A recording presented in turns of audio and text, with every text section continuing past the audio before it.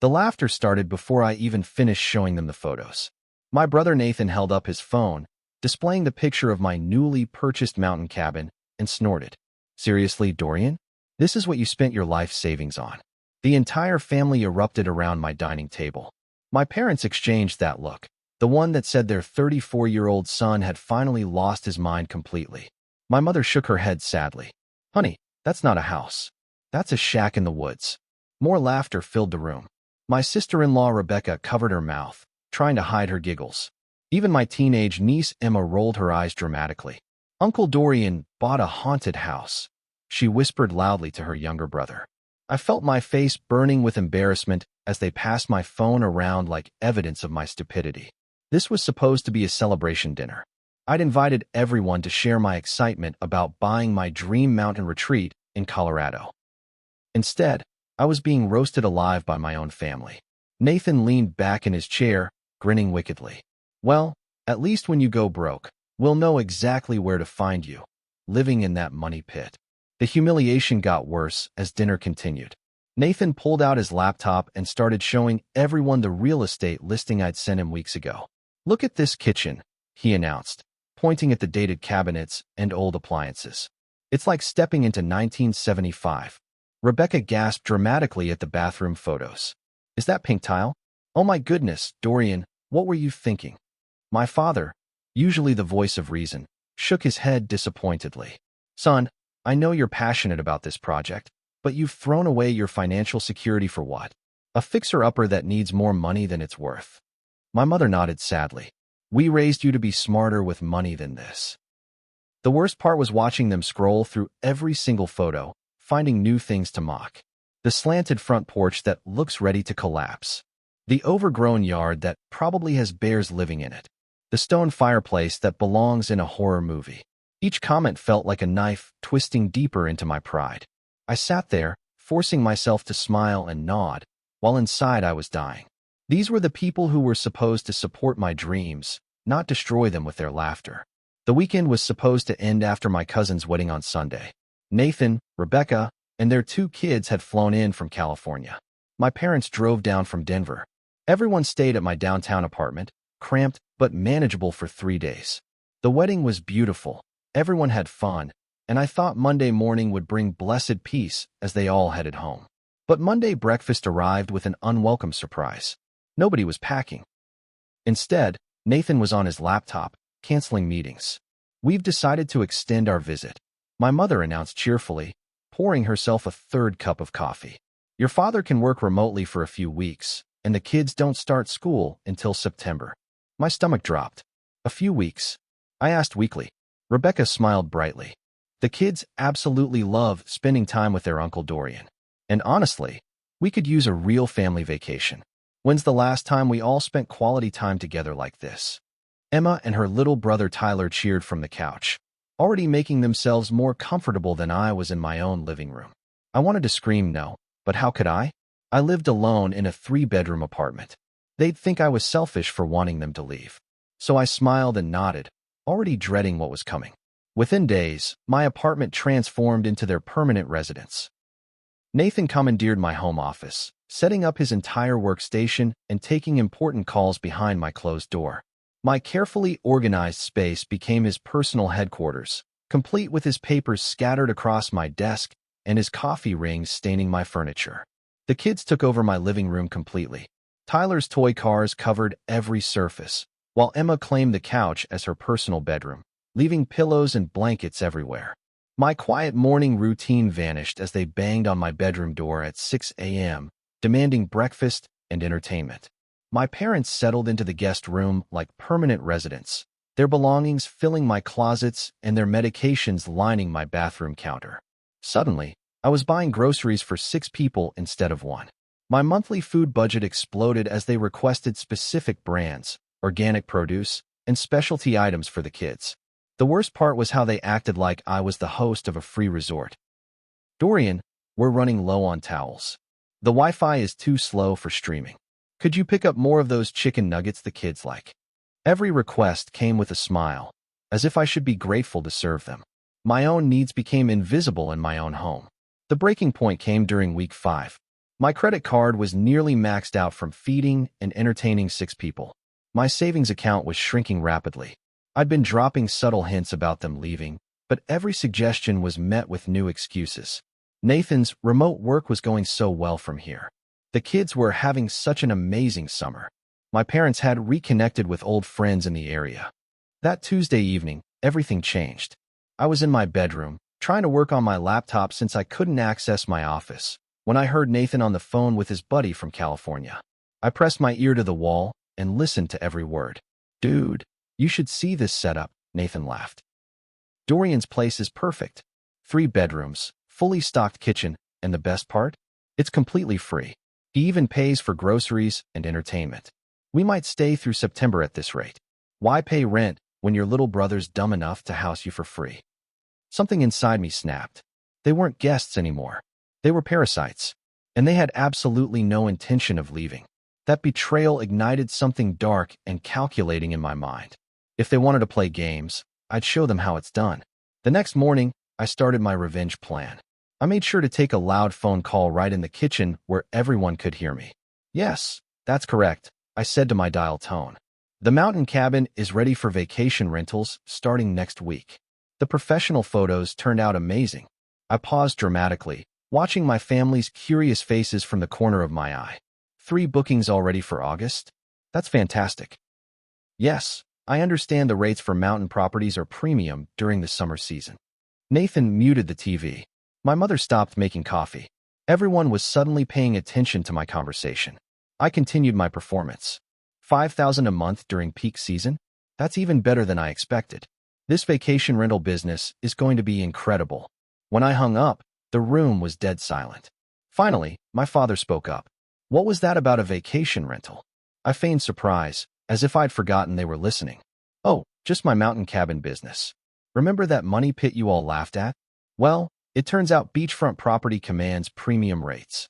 The skepticism in their eyes was obvious, but I could see the wheels turning. Money always got their attention. Over the next few days, I carefully built my elaborate lie. I spent hours creating fake booking calendars and researching vacation rental strategies. When my laptop was open, I made sure family members could see browser tabs showing rental income statistics and property management websites. I printed out professional-looking photos of mountain cabins similar to mine and left them strategically around the apartment. When my mother found them, I casually explained they were inspiration photos for my staging and marketing approach. The real breakthrough came when I showed them my phone with a fake booking app I'd downloaded.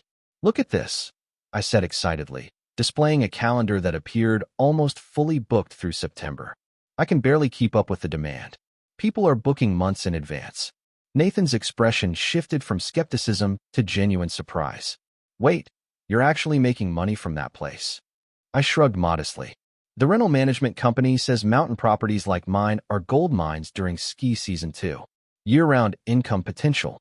Rebecca leaned over to look at my phone screen. "Those rates can't be real." I pulled up a fake confirmation email showing a weekend booking for $800. "Premium location, premium prices," I said simply. Suddenly, my worthless shack didn't seem so worthless anymore.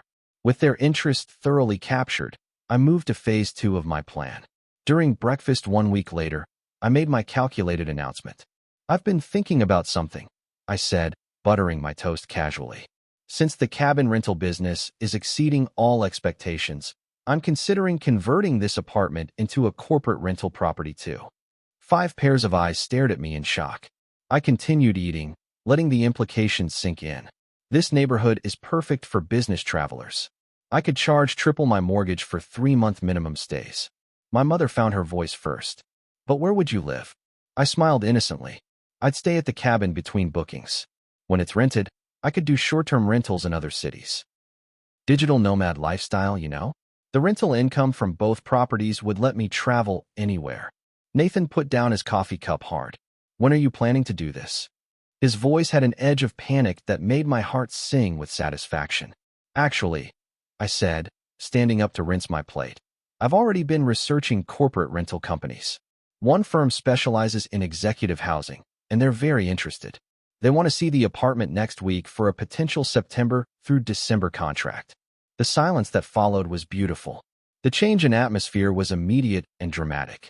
Suddenly, my family discovered urgent reasons to return home. Nathan and Rebecca had a whispered conversation on the balcony that afternoon. My parents made several mysterious phone calls. By dinner, the transformation was complete. "Dorian," my father said, clearing his throat formally, "we've been imposing on your hospitality far too long. I think it's time we headed back to Denver." Before I could respond, Nathan jumped in. "Yeah, we just remembered Rebecca's sister is getting married next month. We need to help with preparations." My mother nodded enthusiastically, and I promised my book club I'd host the September meeting. We really should get back to our normal routines. Even the kids, who had been perfectly content minutes earlier, were suddenly homesick. "Are you sure?" I asked, trying to contain my excitement behind a mask of concerned hospitality. "You're welcome to stay as long as you need." The lie rolled off my tongue smoothly. No, Rebecca insisted. "You need to prepare for your new business venture. We wouldn't want to interfere with that." Within 2 days, they were all gone. Nathan's family left first, citing school preparation needs. My parents followed, claiming old friends needed their help with home renovations. As I closed the door behind the last of them, the silence in my apartment was the sweetest sound I'd ever heard. With my apartment finally mine again, reality hit hard. I had to make my elaborate lies come true, or I'd be exposed as a fraud the next time my family visited. With renewed determination, I threw myself into transforming my mountain cabin into a legitimate vacation rental business. I spent every weekend driving to the mountains, working on renovations with my own hands. I painted walls, installed new fixtures, and researched everything about successful Airbnb properties. I bought luxury linens, local artwork, and created detailed guidebooks for future guests. The learning curve was steep, but I was motivated by more than just business success. Every nail I hammered and every room I painted was fueled by the memory of my family's laughter and mockery. They thought I was a failure, but I'd prove them wrong. I studied pricing strategies, marketing techniques, and guest experience design. I photographed every angle of the cabin, highlighting its rustic charm and mountain views. I created social media accounts and listed the property on multiple vacation rental platforms. My first listing went live on a Thursday evening. I held my breath, wondering if anyone would actually want to stay in my worthless shack. By Saturday morning, I had 3 booking inquiries. By the following week, my first reservation was confirmed. The pipe dream my family had mocked was about to become reality. My first guests were anniversary celebrants named Mark and Carol from Denver. I was terrified they'd hate the place and leave terrible reviews, destroying my business before it started. But when they arrived, their faces lit up at the sight of the cozy cabin with its welcoming front porch and mountain backdrop. "This is exactly what we were hoping for," Carol exclaimed, taking photos of the stone fireplace I'd worried was too outdated. Mark loved the rustic kitchen that my mother had called dated and depressing. They spent their weekend hiking nearby trails and relaxing on the deck I'd built myself. When they checked out, Carol hugged me goodbye. "Thank you for creating such a peaceful retreat," she said sincerely. "We already want to book again for the fall." That evening, I received a notification that made my heart race. My first 5-star review. Hidden gem in the mountains. Cozy, clean, and perfectly appointed. The host clearly cares about every detail. The fireplace was magical, the kitchen had everything we needed, and the mountain views were breathtaking. "We'll definitely be back." Reading those words, I felt vindication flood through my entire body. My family's laughter echoed in my memory, but now it seemed distant and foolish. One weekend of genuine success was worth more than all their mockery combined. Word spread faster than I'd ever imagined. My second guests, a family of 4 from Texas, extended their stay an extra 3 days. They left another glowing review, specifically praising the bunk beds Emma had called babyish and the game closet I'd stocked with board games and puzzles. Bookings started pouring in. Weekend slots filled first, then weekdays.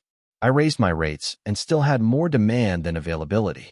The rental management company I'd lied about actually contacted me after seeing my listings, wanting to represent my property.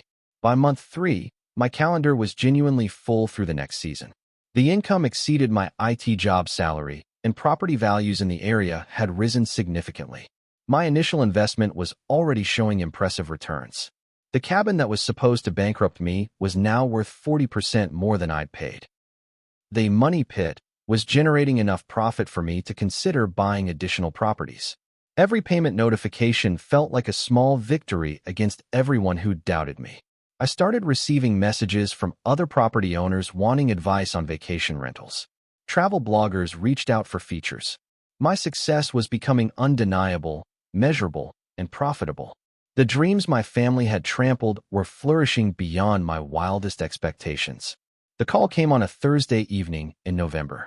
My mother's voice was unusually warm and interesting. "Hi, honey. I hope you're doing well. Your father and I were talking about your cabin business, and we're so impressed with how well it's doing." I smiled, knowing exactly where this conversation was heading. "Thanks, Mom. It's been an incredible year." She continued carefully. "We were wondering if maybe we could visit sometime.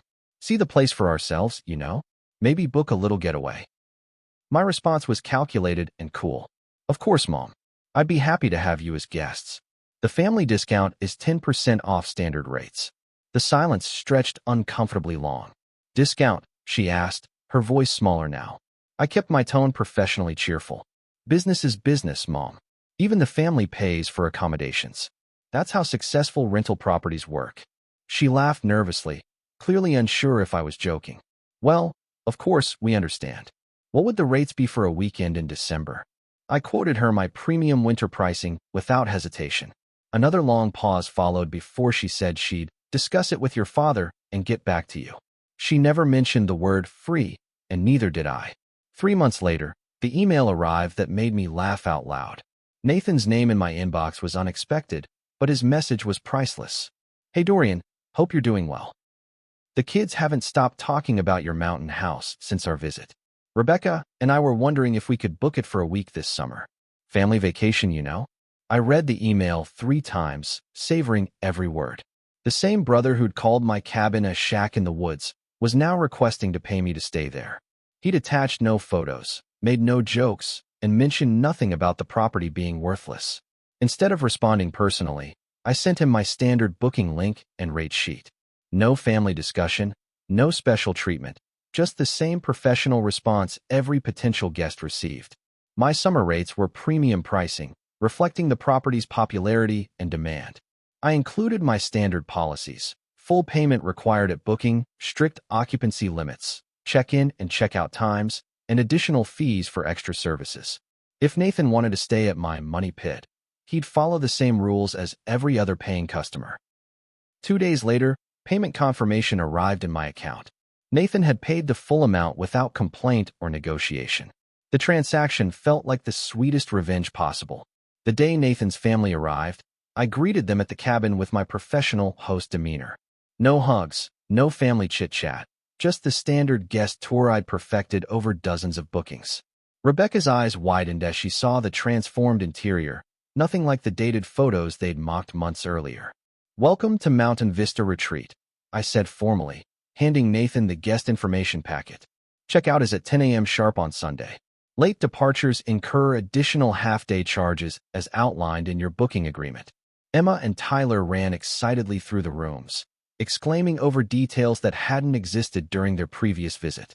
The bunk beds they'd laughed at were now styled with luxury linens and cozy lighting.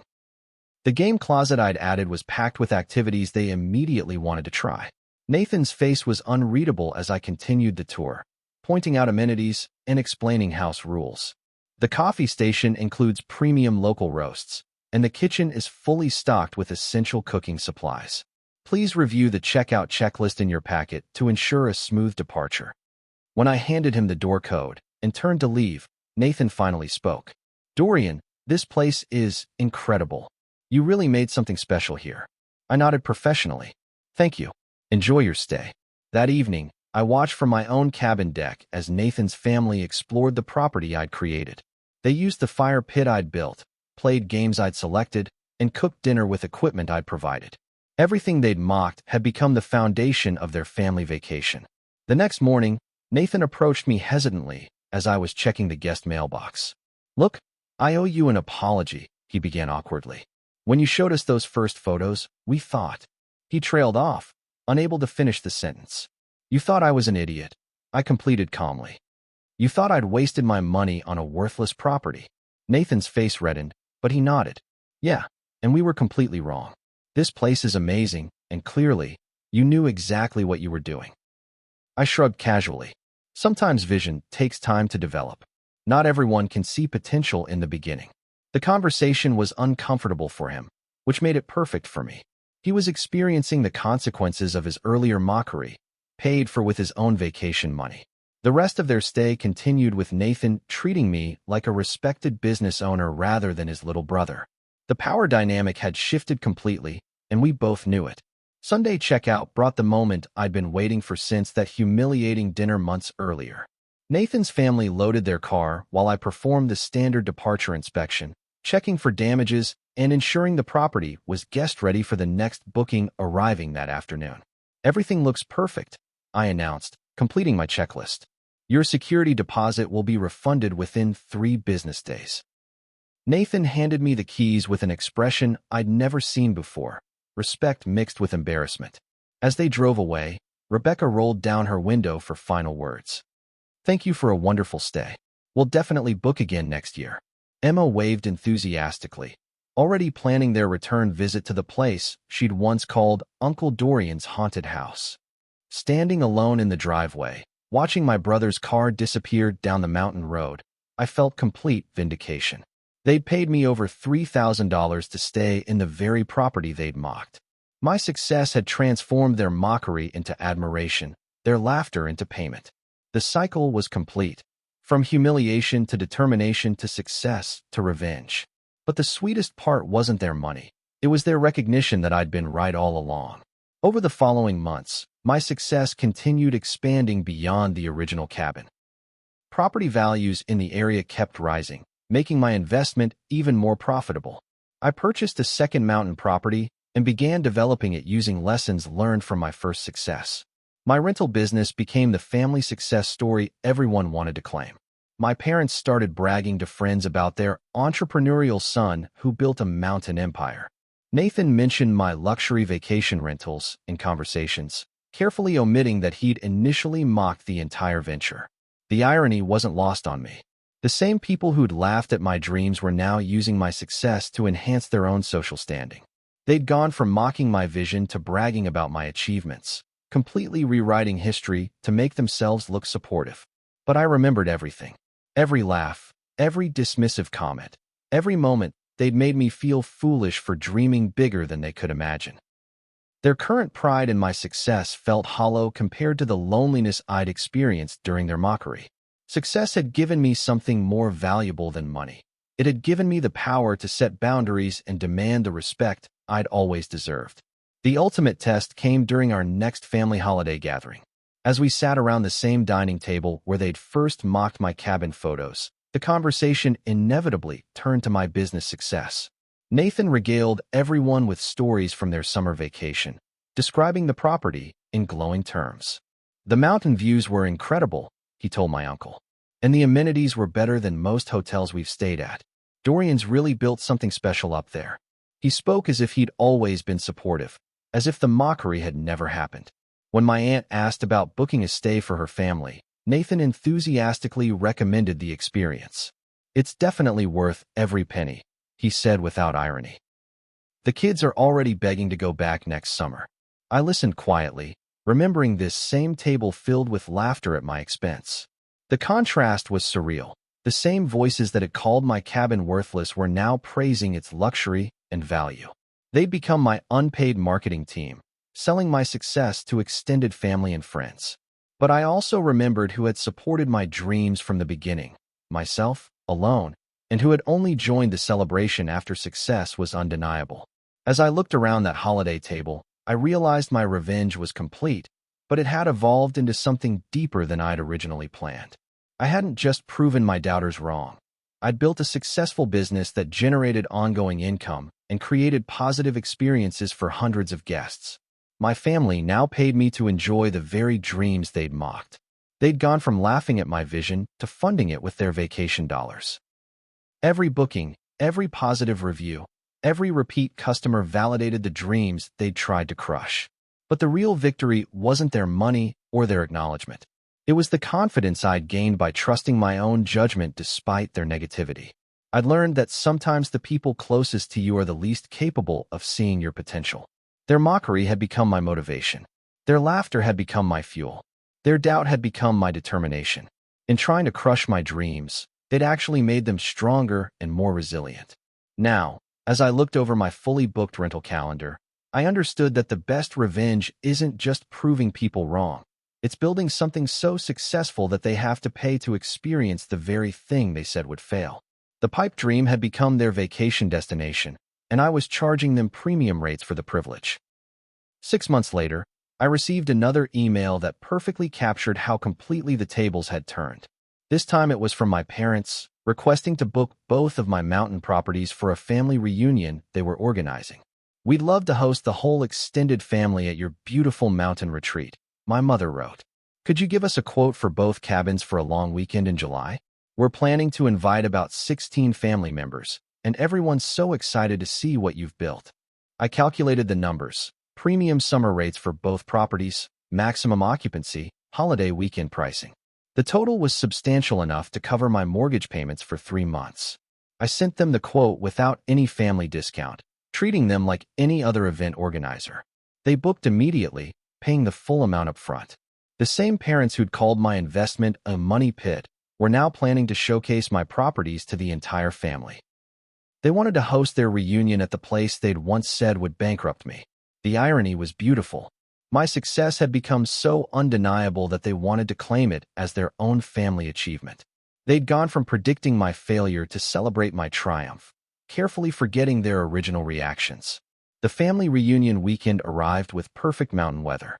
As relatives filled both cabins, I watched from the main deck as my extended family explored the properties I'd developed. Cousins who'd heard the mocking stories now saw luxury accommodations with stunning views. My uncle pulled me aside during the barbecue. "These places are incredible, Dorian. Your parents are so proud of what you've accomplished." I nodded politely, remembering clearly that pride had only appeared after success was obvious and profitable. Throughout the weekend, I maintained my professional host role. I provided the same level of service I offered all guests. Responsive communication, well-maintained properties, and clear expectations. Family relationships didn't change business standards or policies. When issues arose, like overcrowding in one cabin or disputes about checkout procedures, I handled them with the same firm professionalism I'd developed with paying customers. Family status didn't grant special exceptions or rule flexibility. By Sunday evening, as the reunion concluded and families departed, I'd earned more from one weekend than my monthly IT salary. My relatives left with glowing impressions of my hospitality business, several already planning their own bookings for later in the year. The final validation came unexpectedly through social media. Emma, now in college, posted Instagram photos from the reunion weekend with captions that made me smile. "Best family vacation ever at my uncle's amazing mountain retreats. Hashtag luxury getaway, hashtag family time, hashtag mountain views." Her friends immediately started commenting, asking about booking information and rates. Nathan's wife Rebecca shared the photos on Facebook, describing the weekend as absolutely perfect family accommodations in the Colorado mountains. She'd become an enthusiastic promoter of the business she'd once laughed at. Even my mother posted pictures on her social media accounts, describing herself as the proud parent of a successful hospitality entrepreneur. She carefully curated the narrative, presenting herself as always supportive of my business ventures. Reading these posts, I marveled at how completely history had been rewritten. The mockery, the laughter, the predictions of failure, all forgotten in favor of a story where they'd always believed in my vision. Their social media presence portrayed unwavering family support that had never actually existed. But I had screenshots of their original reactions, saved on my phone as permanent reminders of who had truly supported my dreams and who had only joined the celebration after success arrived. 2 years after that initial humiliating dinner, I hosted another family gathering at my mountain properties. But this time, I was the successful business owner providing the venue, and they were the paying guests enjoying the accommodations. As we sat on the deck overlooking the mountains, Nathan raised his beer in a toast to Dorian's incredible vision and success. "We always knew you'd make something special happen with these properties." The lie rolled off his tongue smoothly, but I remembered every detail of his original mockery. My mother nodded enthusiastically. We raised you to follow your dreams, and look at what you've accomplished. The revisionist history was complete, but my memory remained crystal clear about who had actually supported those dreams. I accepted their toasts graciously while privately savoring the ultimate irony. They were celebrating my success at the very place they predicted would destroy me. They were paying premium rates to vacation at their former object of ridicule. The conversation flowed easily now, filled with business questions and investment advice requests. They wanted to know my secrets, hoping to replicate my success in their own ventures. The student had become the teacher, and they were eager pupils seeking wisdom from someone they'd once considered foolish. Sitting alone on my deck after everyone departed, I opened my laptop and reviewed my booking calendar. Every weekend through the next season was reserved. My 2 mountain properties were generating 6-figure annual income, with property values continuing to appreciate significantly. The phone buzzed with a text from Nathan. Thanks again for an amazing weekend. The kids want to know if we can book the same cabin for Christmas break. I smiled, opening my booking system to send him the holiday rate sheet, premium pricing with no family discounts. My revenge hadn't been dramatic or destructive. Instead, it had been systematic and profitable. I'd transformed their mockery into motivation, their laughter into lessons, and their predictions of failure into foundations for success. They'd mocked my pipe dream, then paid me to stay there. They'd predicted bankruptcy, then funded my prosperity. They'd laughed at my vision, then celebrated my achievement. The sweetest victory wasn't proving them wrong. It was making them pay for the privilege of experiencing what they'd said would never work. As I closed my laptop and watched the sunset paint the mountains gold, I felt complete satisfaction. The house they'd mocked had become their favorite family destination. The money pit had become their annual vacation expense. The pipe dream had become their reality, one they paid premium rates to enjoy. My success story wasn't just about business triumph. It was about trusting your own vision when others doubted, finding motivation in mockery, and building something so undeniably successful that your doubters become your customers. The mountain air felt crisp and clean, filled with possibility and vindication. Tomorrow would bring new bookings, new guests, and new revenue from the dream they'd tried to destroy. The cycle was perfect. Their mockery had become my empire, and they were paying the mortgage on both.